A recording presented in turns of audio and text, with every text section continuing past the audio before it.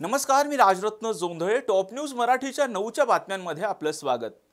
24 तास नाही तर फक्त एका तासात आपण देशभरातील दिवसभराच्या महत्त्वाच्या राजकीय, सामाजिक, क्राइम आणि मनोरंजनासह इतर घडामोडींचा वेगवान आढावा घेणार आहोत। पाहूयात आज दिवसभरातील महत्त्वाच्या घडामोडी पुढील 1 तासात। विद्येचं माहेरघर असणारं पुणे शहर मृत्यूचं माहेरघर बनतं की काय असा प्रश्न उपस्थित व्हावा, अशाच काही घटना गेल्या काही दिवसांपासून घडतायत। पुण्यात गुन्हेगारी वाढत असताना आता एक मोठी घटना समोर येते। पुण्यात काल मध्यरात्री एका आलिशान कारनं दुचाकीला जोरदार धडक दिली, ज्यात दुचाकी स्वार असलेला तरुण आणि तरुणीचा जागीच मृत्यू झालाय। तर यात गाडी चालवणारा मुलगा हा अल्पवयीन असून पुण्यातील प्रसिद्ध बिल्डरचा मुलगा आहे। पुण्यात मध्यरात्रीपर्यंत सुरू असलेल्या एका पब बाहेर ही घटना घडली असून या ठिकाणी नेमकं काय घडलं याचीच ही इनसाइड स्टोरी। तर या अपघाताचा आढावा घेतलाय आमचे प्रतिनिधी समृद्धी जाधव यांनी। अलिशान गाडीनं धडक दिल्यामुळे तरुण तरुणीचा जागीच मृत्यू। बडे बाप के बेटे ने घेतला निष्पाप तरुण तरुणींचा जीव। 2.5 कोटींची गाडी घेऊन अल्पवयीन मुलगा फिरतोच कसा। पुण्यातील एका करोडपती बिल्डरच्या लाडल्याचा जीव घेणा प्रताप। संस्कृतीचं आणि विद्येचं माहेरघर असलेलं पुणे शहर सध्या गुन्हेगारीचं माहेरघर होतंय की काय, अशा घटना पुण्यामध्ये घडतात।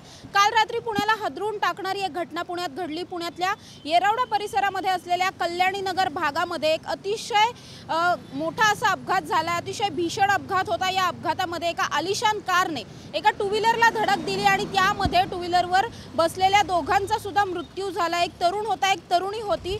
हे दोघे सुद्धा पार्टी करून बाहेर पडलेले होते आणि घराकडे जात असताना त्यांचा हा अपघात झालाय।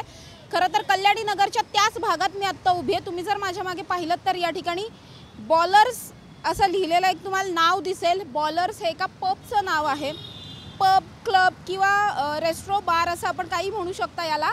हाच तो पब आहे। इथून आत गेल्यानंतर हा पब लागतो। याच पबमध्ये हे दोन तरुण तरुणी जे होते, जे आता मयत झालेले आहेत, ते दोघं जण पार्टी करण्यासाठी आले होते आणि पार्टी संपवल्यानंतर हे दोघं बाहेर पडले आणि बाहेर पडल्याच्या नंतरच हा अपघात झाला। खरं तर हे दोघं पल्सर गाडीवरती या पबमधून बाहेर पडले। रात्री जवळपास 3च्या सुमारची ही घटना आहे। 3च्या सुमारास हे दोघं जण याच पबमधून बाहेर पडले। त्यानंतर याच रोडनी सरळ पुढे गेले। पुढचा जो चौक आहे त्या चौकातून त्यांनी यूटर्न मारला आणि यूटर्न मारून पुन्हा ते या साइडच्या रस्त्याने आपल्या घराच्या दिशेने निघालेले होते आणि याच ठिकाणी त्यांचा अपघात झाला। तुम्हाला लांबूनही या ठिकाणी अपघाताचं ते स्थळ दिसत असेल। याच ठिकाणी अपघात झाला। सध्या या ठिकाणी पोलिसांचा पंचनामा चालू आहे। अतिशय भीषण अपघात होता। आलिशान अशा कारने या टू व्हीलरला धडक दिली। खरं तर या ठिकाणी सगळ्यात महत्त्वाचा मुद्दा जो उपस्थित होतोय तो मुद्दा असा आहे की रात्री 3 ते 3:30 वाजण्याच्या सुमारास ही घटना घडली। मग इतक्या उशिरापर्यंत हा पब सुरू होता का? हा पब का सुरू होता? पब इतक्या रात्रीपर्यंत चालू ठेवण्याची परवानगी कोणी दिली होती? हाच खरं तर प्रश्न सगळ्यात जास्त गंभीर आहे। कारण ज्या तरुणाकडून हा सगळा अपघात घडला तोही कदाचित नशेत असल्याची शक्यता वर्तवली जाते। मात्र जे तरुणी या पबमधून बाहेर पडले होते पार्टी करून, ते सुद्धा कदाचित नशेत असू शकतात असा अंदाज वर्तवण्यात येतोय।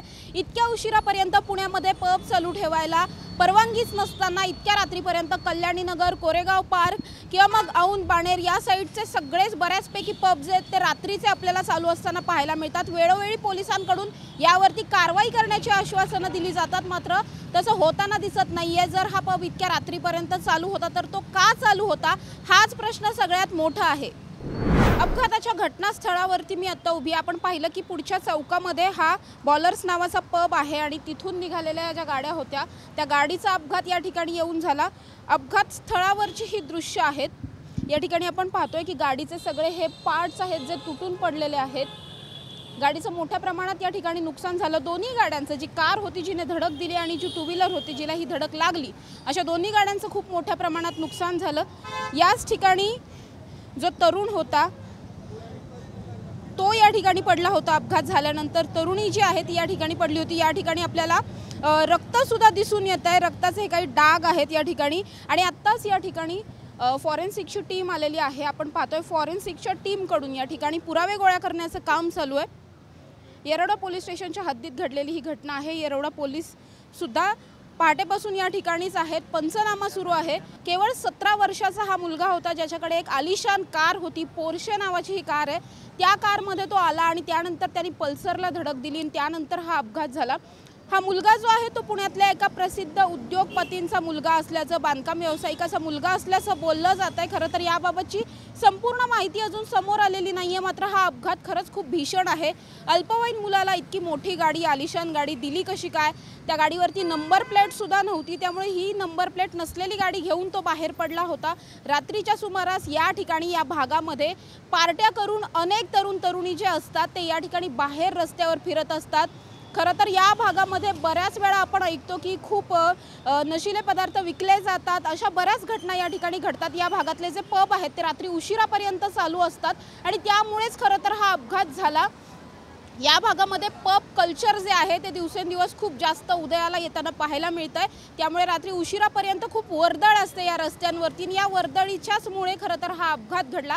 अपघात घडल्यानंतर या ठिकाणी आजूबाजूचे लोक जे आहेत ते जमले होते। त्यांनी जो चालक मुलगा होता त्याला मारलेलं सुद्धा आपल्याला काही व्हिडिओच्या माध्यमातून दिसून येतंय आणि त्यानंतर ही सगळी घटना घडली। आता सध्या पोलिसांकडून या घटनेचा तपास चालू आहे।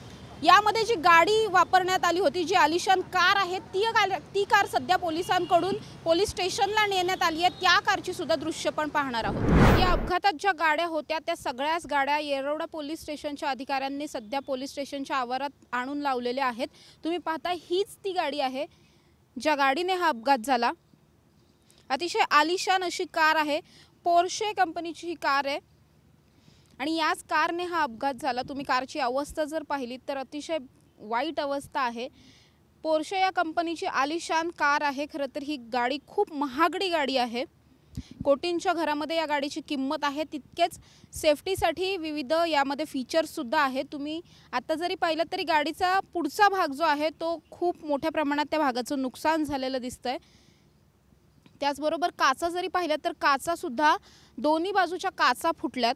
त्याचबरोबर आतमध्ये जर पाहू शकता आपण की या ठिकाणी एअरबॅग्स जे आहेत त्या एअरबॅग सुद्धा या ठिकाणी ओपन झालेल्या दिसत आहेत, जेणेकरून आत बसलेले, गाडीत बसलेले जे लोक होते त्यांना अपघातातून कुठली इजा पोहोचू नये। त्यामुळेच खरं तर जो मुलगा ही गाडी चालवत होता, अल्पवयीन मुलगा होता, त्याला यामध्ये या अपघातात काहीच झालेलं नाहीये। त्याचबरोबर ही गाडी ज्या गाडीला येऊन धडकली, ज्या गाडीचा हा अपघात झाला, ती गाडी म्हणजेच पल्सर गाडी सुद्धा या ठिकाणी आहे। तुम्ही पाहताय हीच ती पल्सर आहे।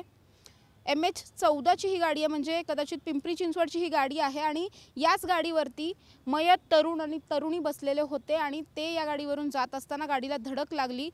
तुम्ही पाहिलं तर या ठिकाणी पोर्शेचा जो पुढचा भाग तुटलेला पाहायला मिळतोय तोच भाग या गाडीच्या वर असल्याचं आपल्याला दिसतंय। या ठिकाणी जर तुम्ही बघितलं तर पोर्शे गाडीचं हे पुढचं पार्ट आहे, पुढचा जो पत्र्याचा भाग आहे तो या गाडीवरती येऊन लागलाय आणि त्याचबरोबर ही जी गाडी आहे ती गाडी पुढे जाऊन आत्ता तुम्हाला बाजूला जी लाल रंगाची स्विफ्ट गाडी दिसतेय या गाडीला जाऊन धडकला। या गाडीचा सुद्धा एक पत्रा जो आहे तो घटनास्थळी पडलेला आहे। अतिशय आलिशान कार होती आणि सगळ्यात विशेष गोष्ट म्हणजे ही कार नवीनच घेतल्याचं आपल्याला माहिती पडतंय। त्याचबरोबर या गाडीला जर तुम्ही पाहिलं तर नंबर प्लेट नाहीये, मागे पुढे कुठेच नंबर प्लेट नाहीये। मग कदाचित या गाडीचं पासिंग झालं होतं की नव्हतं। विदाऊट नंबर प्लेटची गाडी अल्पवयीन मुलाने बाहेर काढलीच कशी काय? खरं तर या भागामध्ये हा मुलगा ज्या भागामध्ये राहतो त्या भागातल्या जर नागरिकांशी आपण बोललो तर असं माहिती पडतंय की हा मुलगा वारंवार अशा प्रकारच्या आलिशान कार घेऊन घराच्या बाहेर पडायचा, रश ड्रायव्हिंग करायचा, असं इथल्या आजूबाजूच्या लोकांचं म्हणणं आहे। असे प्रकार याआधी सुद्धा या मुलाकडून झालेले आहेत की त्यांनी खूप हाय स्पीडमध्ये गाडी चालवली आहे आणि कालचाही प्रकार तसाच होता। ही गाडी जो मुलगा चालवत होता त्या मुलाला सुद्धा आता पोलिसांच्या ताब्यात घेतलेलं आहे। या मुलावरती गुन्हा सुद्धा दाखल झाला आणि गुन्ह्याचा पुढील तपास चालू आहे। गुन्ह्याची FIR सुद्धा झालेली आहे आणि FIR नुसार यामध्ये भारतीय दंडसंहिता 1807 नुसार 304A, त्याचबरोबर 279, 337, 338, 427 यानुसार गुन्हे दाखल करण्यात आलेले आहेत। त्याचबरोबर मोटार वाहन कायदा 1989 प्रमाणे 184, 119 आणि 117 या कलमांच्या अंतर्गत गुन्हा दाखल करण्यात आला। सध्या आपल्याला मिळालेल्या माहितीनुसार या गाडीमध्ये 3 जण बसलेले होते। जो मुलगा गाडी चालवतोय, जो या गाडीचा मालक आहे तो मुलगा, त्याचबरोबर त्याचे 2 मित्र सुद्धा या गाडीमध्ये होते आणि सध्या या सगळ्यांचीच मेडिकल करण्याचं काम सुरू आहे। त्याचबरोबर गाडीचे सुद्धा फॉरेन्सिक डिपार्टमेंटकडून तपास चालू आहे। यामध्ये गुन्हा दाखल झालेला आहे, मात्र अजून खरं तर पुढची कुठलीही प्रोसेस झालेली नाही आहे. पंचनामा झालेला आहे घटनास्थळावरचा आणि त्यानंतर या संदर्भातला जो पुढचा तपास आहे तो येरवडा पोलिसांकडून सुरू आहे. दरम्यान या प्रकरणावर आता पतित पावन संघटनेने देखील आपली भूमिका स्पष्ट केली आहे. काल आपली पुण्याची प्रतिमा मलिन करण्याची घटना रात्री आपल्या पुण्यात घडली. एका अल्पवयीन मुलाने जोरात गाडी लावून 2 नागरिकांचा जीव घेतला आहे. खरंच याला जबाबदार कोण आहे? आज जर तुम्ही बघितलं तर त्या गाडीला नंबर प्लेट सुद्धा नाही. याला नक्की जबाबदार कोण? पुणे शहर हे नक्की विद्येचं माहेरघर आहे का मृत्यूचं माहेरघर आहे? आज जर तुम्ही बघितलं तर उच्च न्यायालयाचे आदेश आहेत की रात्री 10 नंतर किंवा रात्री 12 नंतर कुठल्याही प्रकारचं वाद्य वाजवण्यास बंदी आहे. परंतु तरीही आपल्या पुणे शहरात रात्री अपरात्री हे पब चालू असतात. ही पब संस्कृती नक्की कशासाठी व कुणासाठी? आज जर तुम्ही बघितलं 18 वर्षाच्या आतील मुलं ही अद्यधुंद अवस्थेत अर्धनग्न अवस्थेत तिथून बाहेर पडतात पहाटेच्या वेळी आणि असे अपघात घडतात. याला नक्की जबाबदार कोण आहे? आज तुम्ही बघितलं तर हेल्मेट सक्ती आपल्याला लादली जाते, परंतु ही पब संस्कृती ही पूर्णपणे मात्र आज फोपवली जाते. गुन्हेगारीला आळा घालायचा आहे का गुन्हेगारीला वाव द्यायचा आहे हे आज आपण ठरवलं पाहिजे. याला नक्की जबाबदार कोण आहे असा एक प्रश्न सामान्य पुणेकरांच्या तर्फे संघटना म्हणून आज विचारतो. याला आणखीन एक महत्त्वाचा विषय म्हणजे असा की ही पब संस्कृती अगोदर जर तुम्ही बघितलं तर रात्री 10-11च्या आत बंद व्हायची, पण रात्री आज जर बघितलं तर पहाटे 6-6, 7-7 वाजेपर्यंत चालू असते. हे कशासाठी? हे काय? याच्यातून घडवायचं काय? पुणे शहराची युवक संस्कृती घडवायची काय? बाहेरून हे विद्यार्थी इथं अभ्यास करायला येतात, त्यांना ह्या अशा चुकीच्या प्रकारे जर घडवत असतील तर आपल्या पुण्याचं किंवा आपल्या भारताचं नक्की भविष्य याच्यात उज्ज्वल होणार आहे. दरम्यान या अपघातामुळे विद्येचं माहेरघर असणाऱ्या पुण्यात पब संस्कृतीचा मुद्दा पुन्हा एकदा ऐरणीवर आला असून याबाबत पुणेकर नागरिकांना काय वाटतं पाहूयात. बरोबर आहे. यावर महाराष्ट्र राज्याचं, भारत सरकारचं आणि स्थानिक पोलीस प्रशासनाचं लक्ष पाहिजे, जेणेकरून पब ही संस्कृतीमुळे महाराष्ट्राची संस्कृती जी आहे ती बिघडत चालली, परंतु त्याच्यावर निर्बंध आणले पाहिजेत, जेणेकरून महाराष्ट्रातून पुण्यात जे शैक्षणिक राजधानी म्हणतात, सांस्कृतिक आर्थिकदृष्ट्या म्हणजे 2 नंबरचं महत्त्व आहे पुण्याला आर्थिकदृष्ट्या मुंबईनंतर, तर ही संस्कृती बिघडली नाही पाहिजे. याची दक्षता स्थानिक पोलीस प्रशासनाने विशेषतः पोलीस आयुक्त, लोकलचे DCP ACP यांनी घेतली पाहिजेत आणि त्यावर निर्बंध आणले पाहिजेत असे मला वाटते. स्थानिक पातळीच्या पोलीस प्रशासनाने रोज नाकाबंदी करून जे काही तरुण तरुणी मुलं जे आहेत यांचे टेस्ट केले पाहिजे, जेणेकरून ते या पब संस्कृतीने किंवा अल्कोहोल काय त्यांनी घेतलेलं आहे का याच्या चाचण्या करून त्यांच्यावर कठोर निर्बंध आणून कारवाई केली पाहिजे, जेणेकरून याच्यावर ह्या अशा संस्कृतीवर निर्बंध आले. बरोबर आहे. माझ्या वतीने पबला फार तर फार 11 पर्यंत परवानगी दिली पाहिजे. नसेल तर महसूल बोलला तरी चालेल शासनाला, परंतु यावर कठोर कारवाई करून हे संस्कृती बंद केली पाहिजे. मला वाटतं एक वीकेंडची संस्कृती म्हणून किंवा फक्त एक थोडंसं चिल करण्यासाठी म्हणून जी सुरू झालेली पब संस्कृती आहे तिने आता दिवसेंदिवस खूप जास्त भीषण स्वरूप धारण करायला सुरुवात केलेली आहे. म्हणजे आपण नोटीस कराल की ड्रग्स पेडलिंग जे आहे किंवा त्याची एकंदर कार्टर जे असतील काय ड्रग्स कार्टेल ते आता इतकी फोफावलीत. मागे काही दिवसांपूर्वी बातमी आली होती की पुण्यामध्ये जवळपास 4 ते 5 हजार कोटीचा ड्रग्सचा साठा सापडलाय आणि एवढं करूनही वारंवार पोलीस प्रशासनाने या सगळ्यांवर कारवाई करूनही हे सगळं उपलब्ध होतच कसं आणि अल्पवयीन मुलांना हा सगळा ॲक्सेस भेटतोच कसा? इतका सगळा मनी ॲक्सेस त्यांना देताना पालकांनीही विचार केला पाहिजे. पण अर्थातच जर का ही धुंदी जी तुमची तारुण्याची आहे त्यामध्ये तुम्ही एवढं बेधुंद कसं होऊ शकता की इतक्या भरधाव वेगामध्ये तुम्ही गाडी चालवताय आणि तुमच्यामुळं 2 तरुण तरुणींचाच मृत्यू याच्यामध्ये झालेला आहे. हे इतकं दुर्दैवी आहे आणि मुख्य म्हणजे पुण्यासारख्या शहरामध्ये हे घडतंय. पुण्याची संस्कृती ही पूर्णतः वेगळी आहे. भारत देशाची सांस्कृतिक राजधानी म्हणून आपण हे सगळं शहर आज ओळखलं जातं, पण कुठेतरी उडता पंजाब नंतर उडतं पुणे आपल्याला बघायला मिळतंय का काय? ही सगळी भीती आज एक सामान्य नागरिक म्हणून वाटते. पुणे शहरामध्ये आता गांजा मुक्त पुणे असा एक घोषणा आपण रवींद्र भाऊ दंगेकर यांनी दिलेली आहे. तर जे काय ड्रग्सचे विषय आता हाताळले ते पहिला मुद्दा विधानसभेत रवींद्र भाऊ दंगेकर यांनी विचारला. तुम्ही म्हणेल की जरी अश्रू पुसायस आला तरी जन्म कामाचा आला.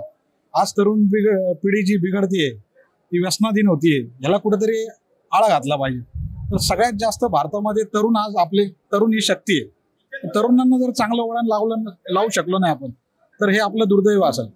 तर माझं म्हणणं असं आहे की तरुणांना जास्तीत जास्त चांगल्या वळणाकडे कसं लावलं यासाठी आपण प्रयत्न केले पाहिजे.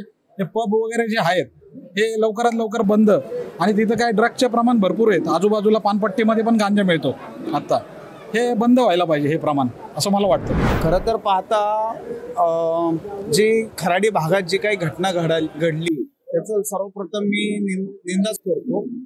दुसरी गोष्ट अशी की पुण्याच्या नवनिर्वाचित आयुक्तांनी जे काही टाइम लिमिट दिलेला आहे 1:30 वाजेपर्यंतचा, तो एकतर अनधिकृतच आहे असं आम्ही त्या ठिकाणी समजलो जातो.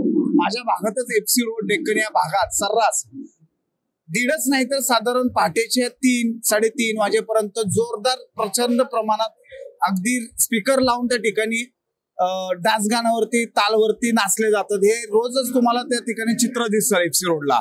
तर सर्वात दुर्दैवाची गोष्ट अशी की आपल्या भागात डेक्कन या भागात शिवाजीनगर भागात अनेक कॉलेजेस आहेत. तरुण पिढी त्या ठिकाणी वाढीव पद्धतीने जल्लोष करते, उत्कृष्ट मोजमाच करते. त्याच्यामध्ये कोणाचा नेमका विषय आहे की जेणेकरून पोलिसांना पण त्याच्यामध्ये काय हस्तक्षेप का करत नाहीत. वारंवार आम्ही स्थानिक नागरिक म्हणून त्यांना आम्ही 100 नंबरवर कॉल केल्यानंतर तिथे पोलिस देखील दखल घेत नाहीत. पोलिस आल्यानंतर त्यांना काय खऱ्या अर्थाने हप्ता वगैरे काय दिला जातो का ह्याचाही तपास घेतला पाहिजे आणि हा वेळाकात लवकरात लवकर निपटला पाहिजे असं आम्हाला वाटतं. दरम्यान पालकांनी आपल्या अल्पवयीन मुलांवर लक्ष ठेवावं असं आवाहन पतित पावन संघटनेच्या स्वप्नील नाईक यांनी केलंय. या अल्पवयीन मुलांवर लक्ष ठेवणं हे 100% आपल्या पालकांचं काम आहे. मागच्या वेळेस जर आपण पाहिलं तर भारतीय विद्यापीठ पोलीस स्टेशनमध्ये असाच एक गुन्हा दाखल झाला होता. त्याच्यामध्ये दोषी आई आणि वडिलांनाही धरलं होतं. आज जर तुम्ही नीट बघितलं तर पोलिसांचं जेवढं लक्ष देणं गरजेचं आहे त्याच्यापेक्षा जास्त लक्ष देणं हे आईवडिलांचं कर्तव्य आहे. आपला मुलगा कुठे जातो, रात्री काय करतो याची सगळ्याची भान आणि जाणीव आणि माहिती ठेवणं हे आपल्या पालकांचं काम आहे. आज आपल्या मुलाला, अल्पवयीन मुलाला एवढी मोठी गाडी देणे आणि ती एवढे वेगाने ठेवणे, चालवतोय तो त्याच्यावर लक्ष ठेवणे, या सगळ्याला 100% जबाबदार त्याचे आई वडीलच आहेत. या अपघाताची इनसाइड स्टोरी आपण पाहिली. आता या अपघातामध्ये जो अल्पवयीन मुलगा आहे ज्याच्याकडून हा अपघात घडला त्या मुलाला केवळ 15 तासाच्या आतमध्ये जामीन मिळालेला आहे. हा मुलगा जो आहे तो ब्रह्मा कॉर्प्सचे जे संचालक आहेत विशाल अग्रवाल त्यांचा हा मुलगा आहे. आणि आता विशाल अग्रवाल यांनी आपल्या अल्पवयीन मुलाला गाडी दिली आणि त्या गाडीने अपघात झाला. त्यामुळे विशाल अग्रवाल यांच्यावरती गुन्हा दाखल करण्याची प्रक्रिया जी आहे ती पोलिसांकडून चालू असल्याची माहिती मिळते. त्याचबरोबर या मुलाला 15 तासाच्या आत केवळ जामीन मिळालाय. ही एक गोष्ट खूप महत्त्वाची आणि आश्चर्याची म्हणावी लागेल. मात्र या सगळ्या गोष्टी बाजूला ठेवल्या तर कालच्या या घटनेमुळे अनेक प्रश्न जे आहेत ते पुणेकरांसमोर आणि पुण्यातल्या प्रशासनासमोर उभे ठाकलेले आहेत. ते म्हणजे पुण्यात उदयास आलेलं पब कल्चर. मध्यरात्रीपर्यंत पुण्यातल्या अनेक भागांमधले पब आणि क्लब, बार हे चालू असतात. अल्पवयीन मुलं असतील किंवा मग तरुण पिढी असेल, ही सगळी तरुण पिढी मध्यरात्रीपर्यंत या सगळ्या परिसरामध्ये पबमध्ये फिरताना आपल्याला पाहायला मिळतात. पबमध्ये वेळ घालवतात.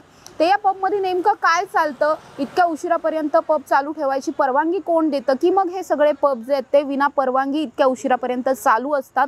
आणि मग या सगळ्यावरती पोलीस काहीच का करत नाही आहेत. पोलीस वेळोवेळी असं म्हणतात की या पबवरती आम्ही कारवाई करू, मात्र अशा प्रकारच्या कठोर कारवाया होताना दिसत नाही आहेत. त्यामुळे पोलिसांसमोर सुद्धा हे पब बंद करण्याचा आणि याचा मध्यरात्रीपर्यंत जे पब चालू असतात ते वेळेत बंद व्हावेत, यावरती कारवाई व्हावी, हे सुद्धा पोलिसांपुढे एक मोठं आव्हान असणार आहे. त्याचबरोबर जे पालक आहेत त्या पालकांसमोर सुद्धा एक मोठं आव्हान आहे की आपली मुलं मध्यरात्री कुठे जातात, रात्री उशिरा ते घरी येतात, ते नेमकं काय करतात, कुठे जातात, ते कुठल्या चुकीच्या संगतीत पडलेले आहेत का, काही व्यसनं करतायत का, हे सगळं सुद्धा पाहणं आता पालकांच्या दृष्टिकोनातून खूप महत्त्वाचं झालंय. त्यामुळे पालकांची सुद्धा जबाबदारी कुठेतरी वाढलेली आहे. ही जबाबदारी ज्याप्रमाणे पोलिसांची आहे तशीच पालकांची सुद्धा आहे. आणि हे सगळेच प्रश्न सध्या अनुत्तरित असल्याचं पाहायला मिळतं. आणि हे पब कल्चर रोखण्यासाठी किंवा कमी करण्यासाठी सगळ्यांनीच एकत्र येऊन काम करणं सुद्धा आता गरजेचं बनलंय. कॅमेरा पर्सन शिवाजी साळुंखेसह समृद्धी जाधव, टॉप न्यूज मराठी, पुणे.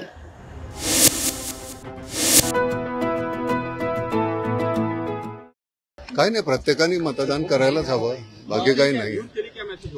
हा नौजवान यूथ के लिए यही कि हर एक को मतदान करना चाहिए बस. महिला पण मतदानाला येतात. महिलांसाठी संदर्भात काय सांगणार? काही नाही, सगळ्यांनी मतदान करायला हवं. अजून काय वेगळं सांग. देश का ये सबसे बड़ा लोकतंत्र का पर्व है. नौजवानों को, महिलाओं को किस तरह से आना चाहिए बाहर, क्योंकि लोग जो हर एक ने मतदान करना चाहिए. ये अपने अस्तित्व की निशानी है. ओके.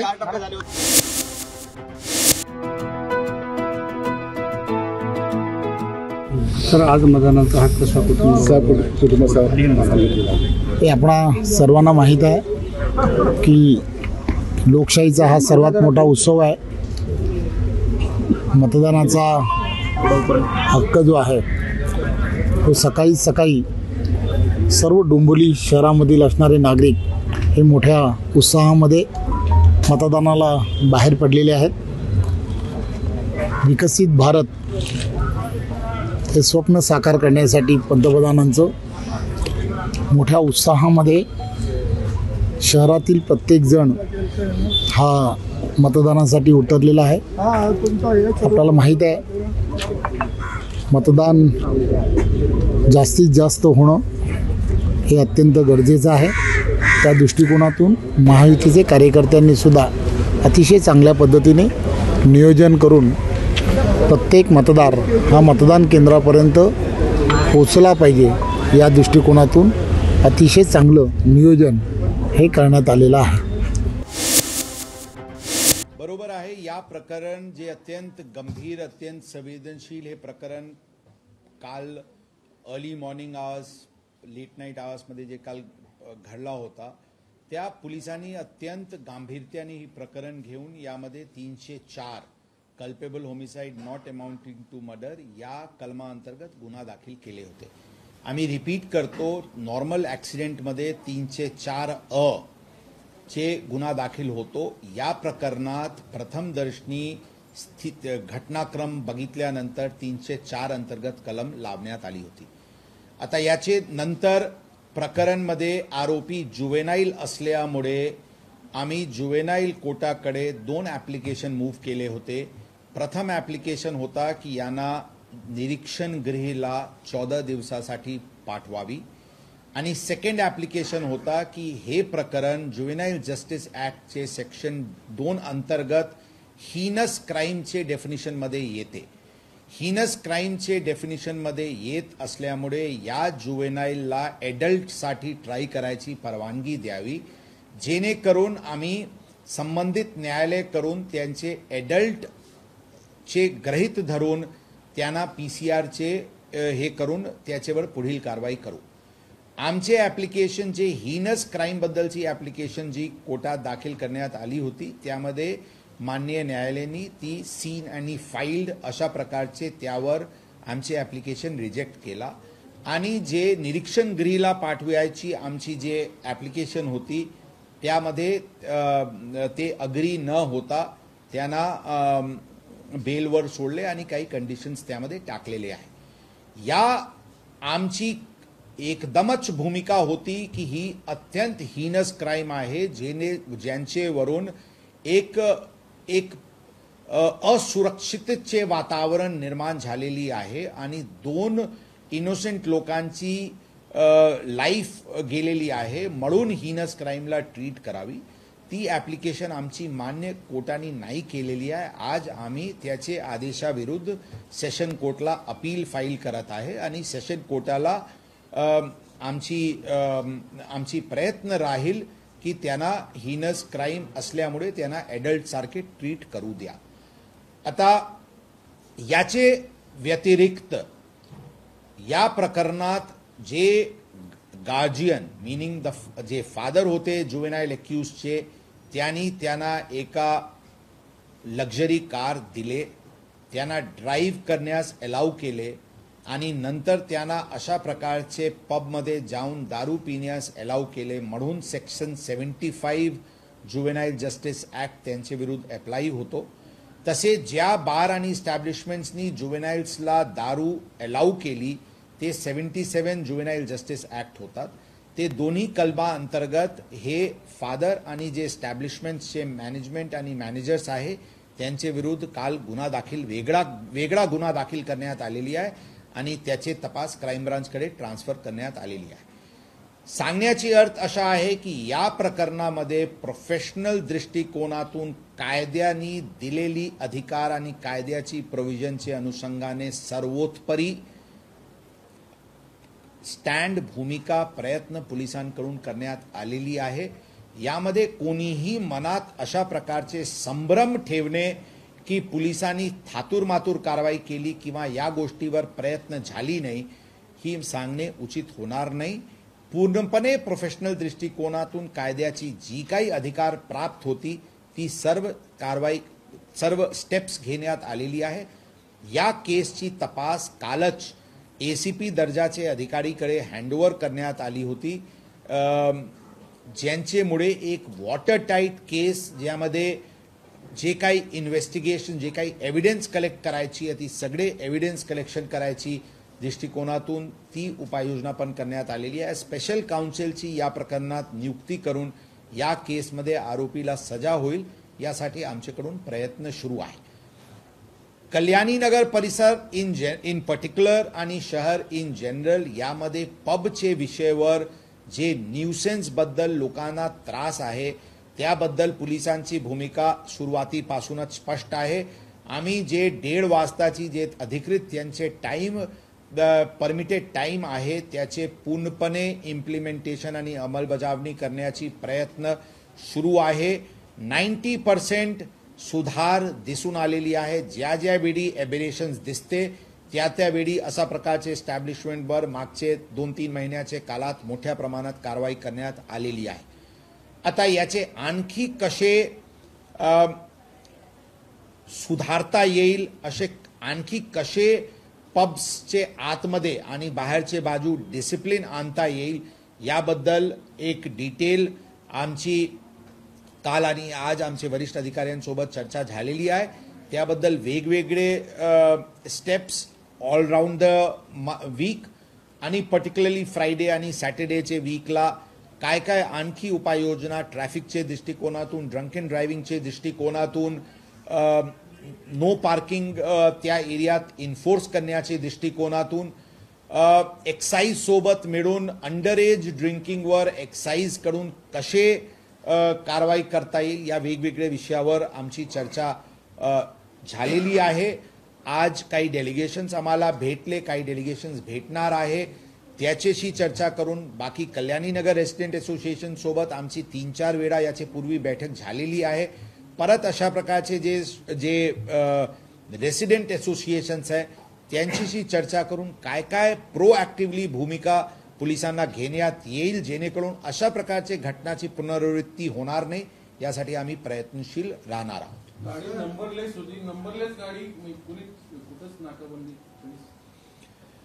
नंबरलेस गाडी ही शोधण्याची विषय आहे की त्यामध्ये टेम्पररी नंबर प्लेट कधी इश्यू झाला होता, टेम्पररी नंबर प्लेट कधीपर्यंत होता आणि कधी गॅरेजमधून बाहेर कधी पडले. ते ANPR कॅमेराज जे आमचे आहे त्यावरून ब्लँक नंबर प्लेटचे रिकग्निशनवरून आम्ही त्याच्याबद्दल पण तपास करत आहे. जे त्यामध्ये डीलर ज्यांनी गाडी विदाऊट नंबर प्लेट बाहेर काढली त्यांच्या विरुद्ध पण यामध्ये कारवाई होणार आहे. ती पण आम्ही दखल घेतलेली आहे.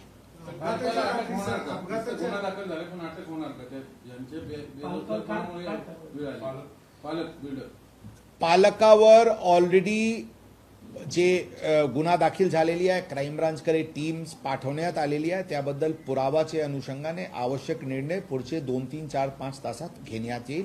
आजच त्याबद्दल युद्ध पातळीवरती तपासला गती देण्याच्या दृष्टिकोनातून वेगळी टीम स्थापना करण्यात आलेली आहे. अपघाताच्या रात्री काही आमदार आणि राजकीय नेत्यांनी पोलीस दबाव आणला आणि पोलिसांनी नातेवाईकांना दमबाजी केली असा आरोप होतो. नेमकी काय वस्तुस्थिती? मी ऑलरेडी या विषयावर ACPला DCPला CCTV फुटेज पूर्ण पोलीस स्टेशनची आणि घटनास्थळची रस्त्यावरची CCTV एस्टॅब्लिशमेंटची CCTV ऑलरेडी जप्त करण्यात आलेली आहे. ते सगळे पाहणी करून काय घटनाक्रम घडला त्याबद्दल ऑलरेडी चौकशी करण्याची आदेश दिलेली आहे. एक गोष्टी आम्ही स्पष्ट करतो की अशा प्रकरणात, या प्रकरणात किंवा कोणताही प्रकरणात पोलीस कायद्याचे बाजूला डायव्हर्ट होऊन काय निर्णय घेतील अशा कोणीही मनात संभ्रम ठेवू नका. आम्ही रिपीट करतो, even at the cost of repetition आम्ही स्पष्टपणे सांगतो की या प्रकरणात कायद्याने दिलेली अधिकार आणि कायद्याची प्रोव्हिजन मध्ये कोणीही या विषयावर चर्चा करण्यास आम्ही तयार आहोत की पोलिसांना आणखी या कलम लावायला पाहिजे होता किंवा हे भूमिका घ्यायला पाहिजे होता. आम्ही तयार आहोत. जी काही कारवाई झालेली आहे ते कायद्याची चौकटीत राहून पूर्णपणे जोरात करण्यात आलेली आहे.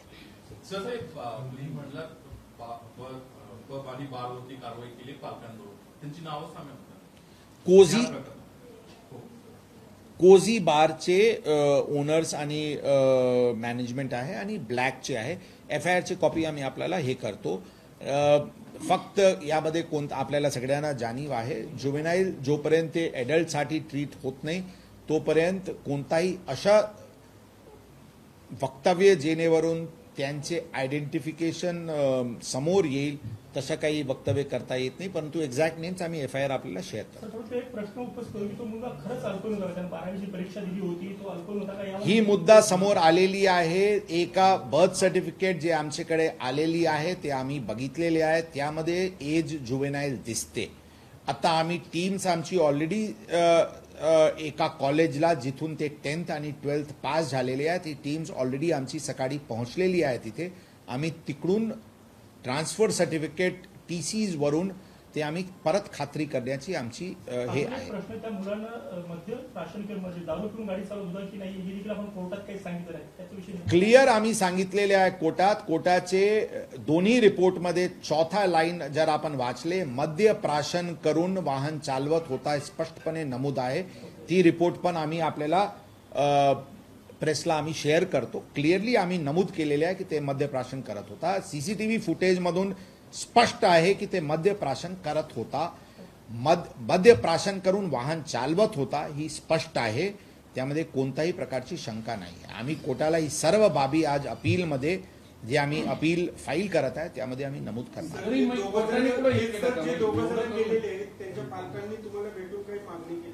सॉरी, आमची दोघे वडिला त्यांचे फॅमिली मेंबर्सची आमची भेट होऊ शकलेली नाही.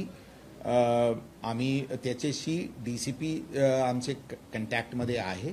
नक्कीच आम्ही त्यांना जर असतील तर आम्ही नक्कीच त्यांना भेटू. बारच्या वेळेचा मुद्दा उपस्थित होय पबच्या की 1:30 नंतर देखील सुरू राहतात, कारण जे मुलं बाहेर पडले होते 2:30 वाजता बाहेर पडले होते, 1:30 नंतर देखील पब सुरू होते. एक्झॅक्ट आम्ही आपल्याला सांगितले अशा आम्ही त्यावेळी डेलिगेशनला सांगत होते. यामध्ये जे एस्टॅब्लिशमेंट्स आहे, जे CCTV फुटेजेस त्यांचे DVR वरून जप्त करण्यात आलेली आहे त्या अनुषंगाने अशा दिसते की 1:15ची व्हिडिओमध्ये मोठ्या प्रमाणात गर्दी तिथे दिसते. 1:45चे क्लिपमध्ये अत्यंत 2-4 लोक त्यामध्ये फिरत दिसत आहे. तरी पण ती DVR स्टॅम्पर्ड करण्यात आली आहे किंवा कसे याबद्दल एक वेळा फॉरेन्सिक एक्झामिनेशन करत आहे. एक्झॅक्ट कोणता टाईमला म्युझिक स्टॉप झाली आणि कोणता टाईमला एक्झॅक्टली लोक बाहेर पडले हे कॅमेराजवरून स्पष्ट होईल. या प्रकरणात जे ऑनलाईन पेमेंट्स जे क्लायंट्सनी जे जुवेनाईल अक्यूजनी स्टॅब्लिशमेंट्सला केलेली आहे त्याचे पण डिटेल्स हस्तगत करण्यात आलेली आहे, ज्यावरून पण स्पष्ट आहे की मद्यप्राशन त्यांनी केलेली आहे. त्यांनी ऑनलाईन पेमेंट कोझी हॉटेलला, कोझी रेस्टॉरंटला त्यांनी केलेली आहे. किती एक्झॅक्टली मद्यप्राशन केली, किती वाजता पेमेंट केली, ती सगळे 1:30चे भरपूर पूर्वीचे आहे. त्याच्यानंतर ते दुसरा एक पबला गेल्याची समोर आलेली आहे बाब. त्यांचे पण ते 1:30चे पूर्वी झाली होती. आम्ही आपल्याला स्पष्ट करू इच्छितो की 1:30 वाजताची जी सॅक्रोसॅन्क्ट टाइम लिमिट आहे फॉर सर्व्हिस ऑफ अल्कोहोल याची 100% अंमलबजावणी करण्यासाठी पोलीस दल पूर्णपणे प्रयत्नशील आहे आणि हे आमची प्राथमिकताची इश्यू आहे. जर आपण बाय अँड लार्ज नागरिकांना पण विचारणार तर यामध्ये ओव्हरऑल बाय अँड लार्ज पूर्वी कालापासून आत्ताची स्थितीमध्ये सुधार आहे, परंतु डिसऑर्डरली कंडक्ट जे पब्सचे बाहेरचे परिसरात किंवा अंडरएज सर्व्हिस ऑफ अल्कोहोल टू अंडरएज ही जे 2 मुद्दे आहेत त्याबद्दल नक्कीच आम्हाला आणखी कारवाई करावा लागेल. त्याबद्दल कसे एक्साईज आणि इतर डिपार्टमेंट सोबत करता येईल त्याबद्दल आम्ही निर्णय घेऊ. सर, तुम्ही म्हटलात की तो दारू पिलेला होता हे स्पष्ट आहे, आपण न्यायालयामध्ये देखील काल ते सांगितलं. मात्र जे तपास अधिकारी आहेत तर त्यांना आम्ही विचारतो तेव्हा ते सांगतात की त्याच्या ब्लड सॅम्पलचे रिपोर्ट्स यायचे. तर हे जर न्यायालयात सांगितलं किंवा प्रूव्ह झालं असतं तर ही ड्रंक अँड ड्राईव्हची केस झाली असती का? आणि जर झाली असती तर ती अधिक सिरियस नसती का ठरली? त्याला जो पटकन जामीन मिळाला याऐवजी ती केस अधिक सिरियस नसती का ठरली? त्या मुद्दा की ते मद्यप्राशन केला होता ती ऑलरेडी आमची रिपोर्ट्समध्ये आहे, जसं आम्ही पूर्वी आपल्याला सांगितले. आता 304 IPC पेक्षा जास्ती सिरियस कलम मला तरी ज्ञान नाही आहे की या प्रकरणात अप्लाय होऊ शकते.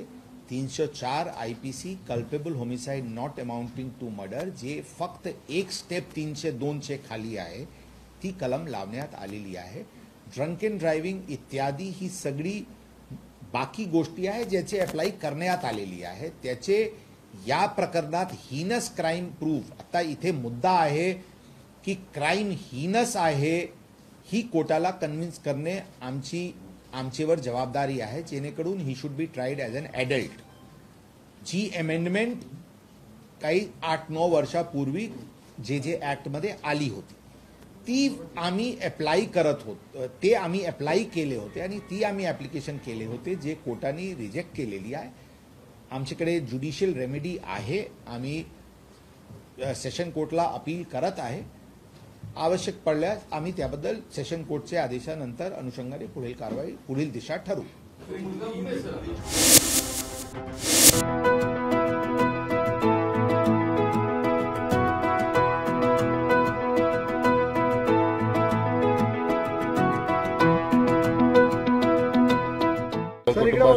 या ठिकाणी मतदानाचा हक्क बजावलेला आहे आणि आज लोकशाहीचा उत्सव आहे. गेले कित्येक दिवस या दिवसाची सर्व मतदार पण प्रतीक्षा करत होते आणि उमेदवार म्हणून आम्ही पण सर्व प्रतीक्षा करत होतो. आपल्या माध्यमातून मी सर्व नागरिकांना आवाहन करतो, आपण मतदान करावं, जास्तीत जास्त मतदान करावं. मुंबईतला मतदानाचा टक्का हा वाढला पाहिजे आणि मुंबईकरांच्या सुरक्षेच्या दृष्टिकोनातून, आपल्या उज्ज्वल भविष्याच्या दृष्टिकोनातून आणि राष्ट्रहिताकरता आपण सर्वजणांनी मतदान करावं. लोकशाहीच्या माध्यमातून, संविधानाच्या माध्यमातून तो आपल्याला एक महत्वाचा अधिकार आपल्या भारतातील नागरिकांना मिळालेला आहे. त्यामुळे सर्व नागरिकांनी जास्तीत जास्त मतदान करून लोकशाहीला भक्कम करावं, बळकट करावं, सदृढ करावं. सकाळपासून मतदारांनी देखील उत्स्फूर्तपणे गर्दी केलेली आहे, मतदान होताना पाहायला. मुंबईकर नेहमीच लोकशाहीची कुठली प्रक्रिया असेल तर त्यामध्ये सहभाग करतात आणि मला संपूर्णतः विश्वास आहे मुंबईकर निश्चित स्वरूपात मतदानाचा टक्का वाढून या लोकशाहीच्या प्रक्रियेमध्ये लोकशाही भक्कम करण्याकरता राष्ट्राकरता एक मोठं योगदान करते. दक्षिण मध्य मुंबई लोकसभा मतदारसंघ हा शिवसेनेचा बालेकिल्ला पारंपरिक मतदारसंघ आहे. काय दक्षिण मध्य लोकसभा मतदारसंघ हा शिवसेनेचा पारंपरिक, भावनिक आणि प्रतिष्ठेचा मतदारसंघ आहे. या मतदारसंघातील सर्व मतदार हे शिवसेना प्रमुख बाळासाहेब ठाकरे यांच्या विचारांचा सन्मान करणारे मतदार आहेत. भारतीय घटनेचे शिल्पकार परमपूज्य डॉक्टर बाबासाहेब आंबेडकरांचे रिस्पेक्ट करणारे ह्या सर्व मतदार आहेत, सन्मान करणारे मतदार आहेत आणि त्यामुळे त्यांचा आदर्श घेऊन मी नेहमी त्यांचं प्रतिनिधित्व करतो, म्हणून माझ्या पाठीशी उभे राहतात. आणि सर्वात महत्त्वाची गोष्ट म्हणजे दक्षिण मध्य लोकसभा मतदारसंघातील मतदार या दिवसाची वाट आज पाहत आहेत, कारण 2019ला याच मतदारांनी मला शिवसेना, भारतीय जनता पार्टी, महायुतीचा उमेदवार म्हणून मला निवडून दिलं होतं आणि मतदारांनी एक कौल महायुतीच्या माध्यमातून दिला होता, बाजूने दिला होता. परंतु पक्ष नेतृत्वाने विधानसभेच्या निवडणुकीनंतर काँग्रेसबरोबर आघाडी केली, महाविकास आघाडीबरोबर आघाडी केली. हे मतदारांना आवडलं नव्हतं आणि मतदारांचा तो अपमान होता. लोकशाही प्रक्रियेत मतदारांचा सन्मान करणं हा एक अत्यंत महत्त्वाचा आहे आणि मतदारांनी जो कौल दिलेला आहे त्याचा सन्मान करणं आणि त्याचा आदर करणं हे महत्त्वाचं आहे. परंतु शिवसेनेच्या त्यावेळच्या पक्षप्रमुखांनी त्या मतदारांचा अपमान केला. त्यांनी जो कौल दिला होता शिवसेना, भाजपा, महायुतीचा उमेदवार म्हणून त्याचा अपमान केला होता. म्हणून मतदार आज ह्या 2019 नंतर 2024च्या निवडणुकीत पुन्हा एकदा महायुतीचा उमेदवार म्हणून मला मतदान पण करतील आणि जो निर्णय त्यांनी घेतलेला चुकीचा निर्णय त्या निर्णयाची त्यांना ती धागा दाखवून देतील। निश्चित स्वरूपात हा आज तिसऱ्यांदा निवडणूक लढवताना संपूर्णतः विश्वास आहे। या ठिकाणी मतदारांनीच आता एक संकल्प केलेला आहे हॅट्रिक करण्याचा। शिवसेना प्रमुखांच्या विचारांची हॅट्रिक होईल, शिवसेना प्रमुखांच्या स्वप्नाची या ठिकाणी हॅट्रिक होईल आणि या ठिकाणी माननीय पंतप्रधान नरेंद्र मोदीजींच्या नेतृत्वाची पण हॅट्रिक होईल। राहुल सर, एक मिनट सर। राहुल सर, आज आपने पूरे परिवार के साथ मताधिकार का इस्तेमाल किया है, कल इसके बारे में बताएं। आज मैंने पूरे परिवार के साथ यहाँ पे मतदान का वोटिंग किया हुआ है और आपके माध्यम से सभी मतदाताओं को मैं आह्वान करता हूँ कि ये लोकशाही का उत्सव है और लोकशाही को स्ट्रांग करना है तो सभी ने वोटिंग करना चाहिए और मुझे पूरा विश्वास है मुंबईकर वोटिंग परसेंटेज बढ़ा के पूरे देश को दिखाएंगे कि मुंबई के लोग ये डेमोक्रेसी को स्ट्रांग करने के लिए उनका कंट्रीब्यूशन कितना है वो लोगों को दिखाएंगे और मुझे पूरा विश्वास है लोग जो देश किसके नेतृत्व में सुरक्षित रहना चाहिए, अपना परिवार का भविष्य किसके नेतृत्व में सुरक्षित है, इसका विचार करके लोग वोटिंग करेंगे। तो आज मुंबई के आप देखेंगे सभी बूथ पे भारी भीड़ है और लोग इस वोटिंग के माध्यम से जो अपना जो निर्णय है और जो अपना भविष्य है वो तय करेंगे। सर, दक्षिण मध्य की जो सीट है वो लगातार चर्चा में रही है। आप 2 बार यहाँ से चुन के आ चुके हैं, ये आपका तीसरी बार है। वहीं क्या आपको लगता है इस बार हैट्रिक होगा आपका? दक्षिण मध्य लोकसभा चुनाव क्षेत्र शिवसेना के लिए एक इमोशनल और प्रेस्टिजियस सीट है क्योंकि यहाँ पे शिवसेना भवन बाला साहब का स्मृति स्थल है और 2 बार यहाँ पे मैं लोगों ने मुझे चुन के लाया तो मैं भाग्यशाली समझता हूँ कि शिवसेना प्रमुख बाला साहब ठाकरे जी का सपना यहाँ पे पूरा हो रहा है। तो इस बार भी लोग शिवसेना प्रमुख बाला साहब ठाकरे जी का सपने के हैट्रिक करेंगे, शिवसेना प्रमुख बाला साहब ठाकरे जी का विचारों के यहाँ पे हैट्रिक करेंगे और माननीय पंतप्रधान नरेंद्र मोदी जी के नेतृत्व के विचारों की यहाँ पे हैट्रिक करेंगे। और लोगों ने एक संकल्प किया है यहाँ पे महायुति के माध्यम से ही वो मुझे सपोर्ट करेंगे क्योंकि 2019 में महायुति के माध्यम से उन्होंने मुझे वोटिंग किया था, लेकिन असेंबली इलेक्शन के बाद पक्ष प्रमुख ने जो महायुति के बारे में साइड से लोगों ने वोटिंग करने के बाद भी लोगों का क्लियर मैंडेट होने के बाद भी पक्ष नेतृत्व ने जो कांग्रेस के साथ जाने का जो निर्णय लिया वो वोटर्स को एग्री नहीं था और वोटर्स का डिसरिस्पेक्ट करके हुए उन्होंने कांग्रेस के साथ जाने का जो निर्णय लिया वो डेमोक्रेसी के भी खिलाफ है। इसके लिए आज लोग आज का दिन की राह देख रहे थे कि किस तरह से वो 2019 का उनका वोटर्स का जो इंसल्ट हुआ था उस अपमान का बदला लोग आज वोटिंग के माध्यम से और मुझे सपोर्ट करके वो ले सुरुवातीला चर्चा होती अखेर त्यानंतर काय नक्की सांगा?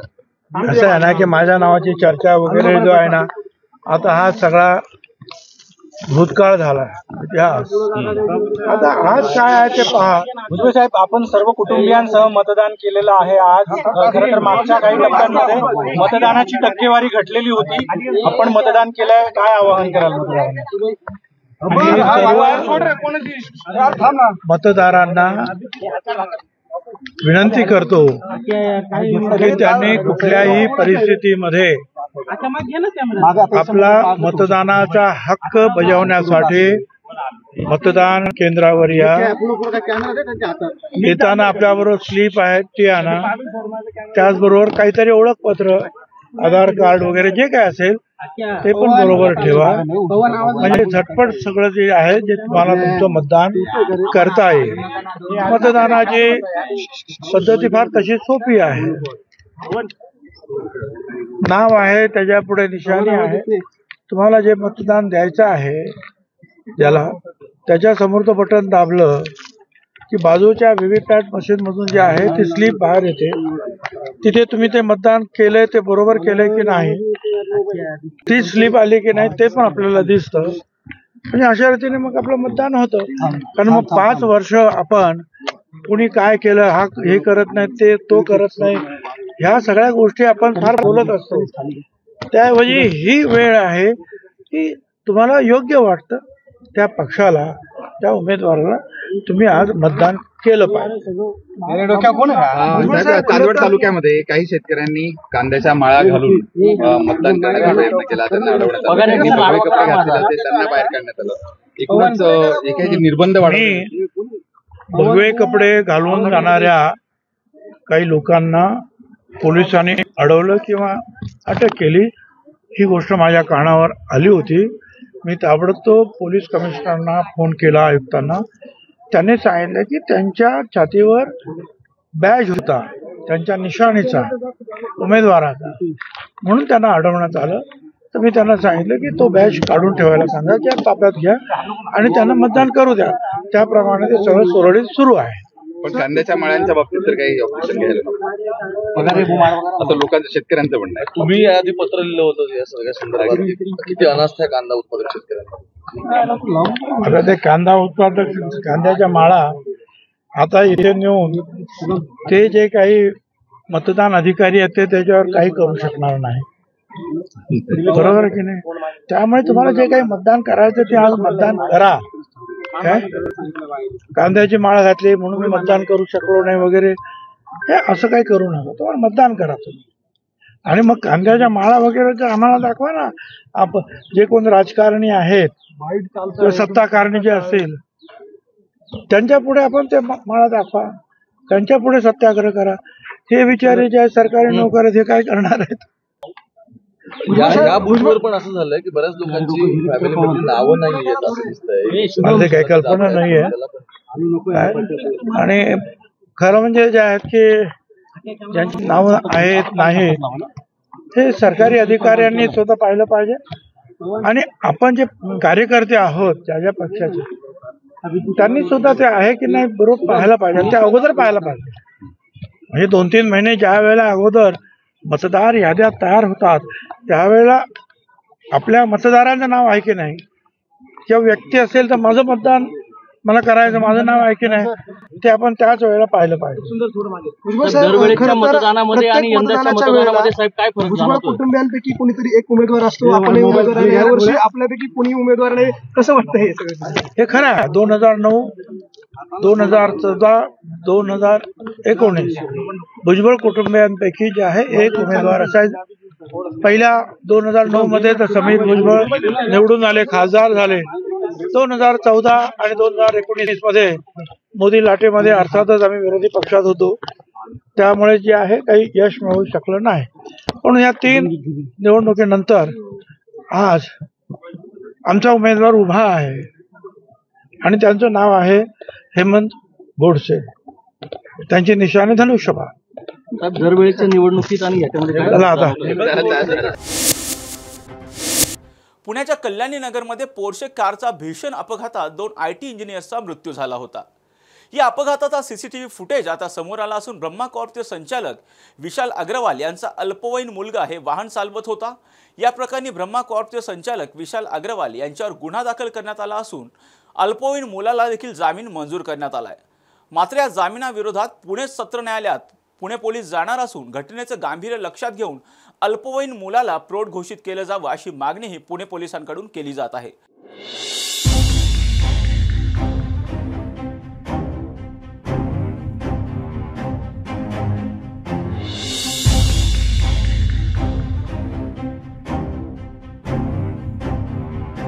या घटनेचा CCTV फुटेज समोर आला असून ही आलिशान पोर्शे कार जी आहे ती प्रचंड स्पीडमध्ये चालवली जात होती, प्रचंड वेगामध्ये चालवली जात होती. ज्यावेळी प्रत्यक्षदर्शींनी दिलेल्या माहितीनुसार या कारचा स्पीड जो आहे तो 240 ते 260 असावा अशी माहिती सुद्धा देण्यात येते. ज्यावेळी या कारनं दुचाकीला धडक दिली, दुचाकी पल्सरला धडक दिली, ज्या दुचाकीच्या मागे जी मुलगी बसली होती ती जवळपास 15 फूटवर हवेमध्ये उडाली आणि जमिनीवर कोसळली आणि त्या अपघातामध्ये तिचा जागीच मृत्यू झाला आणि तिचा मित्र जो होता त्याचा सुद्धा जागीच मृत्यू झाला. आणि हे दोघेही जे होते तरुण हे IT इंजिनियर्स होते. यावरून या कारच्या स्पीडवरून असेल तर ब्रह्मा कॉर्पचे संचालक विशाल अग्रवाल यांच्या मुलाचा जो कारनामा आहे तो अगदी स्पष्ट दिसतोय. या प्रकरणी आता पुढचे काय धागेदोरे मिळतात हे सुद्धा पाहणं महत्त्वाचं ठरणार आहे.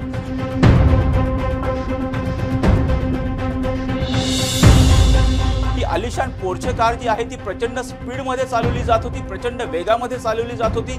ज्यावेळी प्रत्यक्षदर्शींनी दिलेल्या माहितीनुसार या कारचा स्पीड जो आहे तो 240 ते 260 असावा अशी माहिती सुद्धा देण्यात येते। ज्यावेळी या कारनं दुचाकीला धडक दिली, दुचाकी पल्सरला धडक दिली, ज्या दुचाकीच्या मागे जी मुलगी बसली होती जवळपास 15 फूटवर हवेमध्ये उडाली आणि जमिनीवर कोसळली आणि त्या अपघातामध्ये तिचा जागीच मृत्यू झाला आणि तिचा मित्र जो होता त्याचा सुद्धा जागीच मृत्यू झाला। आणि हे दोघेही जे होते तरुण हे IT इंजिनियर्स होते। यावरून या कारच्या स्पीडवरून असेल तर ब्रह्मा कॉर्पचे संचालक विशाल अग्रवाल यांच्या मुलाचा जो कारनामा आहे तो अगदी स्पष्ट दिसतोय। या प्रकरणी आता पुढचे काय धागेदोरे मिळतात हे सुद्धा पाहणं महत्त्वाचं ठरणार आहे।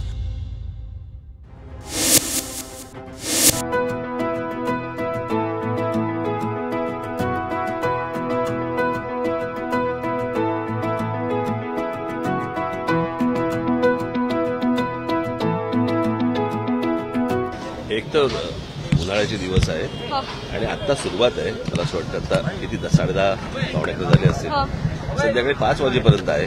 आपण 5 वाजेपर्यंत बघू किती मतदान होतंय ते, पण मला असं वाटतं जास्तीत जास्त मुंबईकर बाहेर पडून मतदान करतील अशी मला आशा आहे। शांततेत मतदान होणं गरजेचं आहे, पण अनेक राजकीय पक्ष मतदान केंद्रावर जाऊन गोंधळ घालतानाही दिसून येत आहेत। मला कल्पना नाही। तरुण मतदारांना काय आवाहन कराल? काही नाही, तेच घ्यायचा बेटा वाक्य आपलं, मतदानाचा अधिकार बजवा, कळलं का?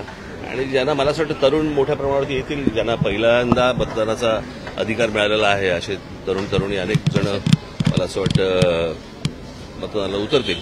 आणि बाकी ज्यांच्या काहींच्या आशा संपल्या असतील त्यांच्याकडनं तुम्ही मतदानाची अपेक्षाच करू नका। महिला वोटर यावेळेला एक टर्निंग पॉईंट असेल, महिला वोटर सायलेंट वोटर म्हणून मला माहित नाही रे, मी काय भविष्यवेत्ता नाहीये रे, मी काय ज्योतिषी म्हणून बसलोय का? पण ज्या प्रकारे महिलांची संख्या आहे दुसऱ्या राज्यांमध्ये पाहिलेलं आहे की महिला गेम चेंजर होतात, येतील आता मतदानाला उतरतील। आजच्या 9च्या बातमीपत्रात इथे थांबण्याची वेळ झाली। पाहत राहा टॉप न्यूज मराठी, आपला महाराष्ट्र, आपली बातमी।